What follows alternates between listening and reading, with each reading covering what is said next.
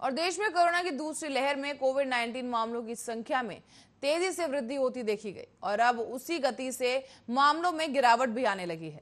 केवल 3 ही हफ्तों में डेली केस का जो 7 दिन का औसत है वो 8 मई को संक्रमण के पीक पर रिकॉर्ड किया गया था।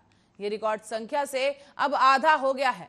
आंकड़ों के अनुसार शनिवार को दैनिक मामलों का औसत 2 लाख से कम हो गया और ये आंकड़ा 1,95,183 था, जो पीक पर पहुंचने के 3,91,263 केस के लगभग 50% है।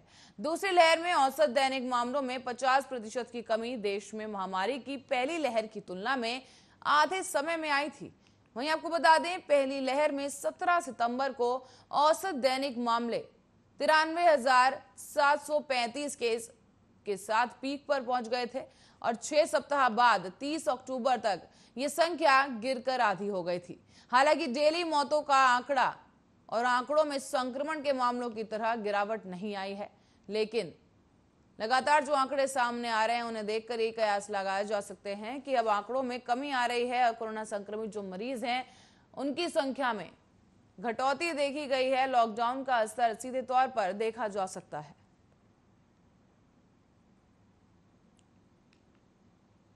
और वहीं आज मोदी सरकार को केंद्र की सत्ता में आए हुए 7 साल पूरे हो गए हैं और मोदी सरकार के दूसरे कार्यकाल को 2 साल हो गए हैं।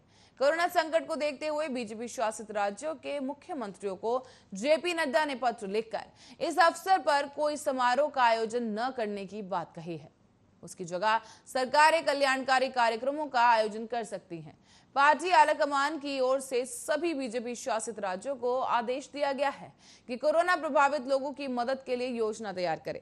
इसके अलावा देश के सभी बीजेपी विधायकों और सांसदों को जिम्मेदारी दी गई है कि वो गांव तक पहुंचे और लोगों की मदद करें। बीजेपी अध्यक्ष जेपी नड्डा की ओर से तैयार योजना के मुताबिक 30 मई को पार्टी के नेता 1 लाख गांव का दौरा करेंगे।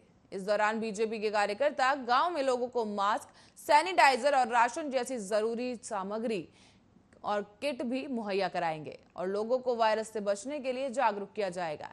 यही नहीं, केंद्रीय मंत्रियों को भी कम से कम 2 गांव का दौरा करने को कहा गया है। यदि मंत्रियों के लिए व्यक्तिगत तौर पर पहुंचना संभव नहीं हो पाता है तो उन्हें वीडियो कॉन्फ्रेंस का आदेश दिया गया है।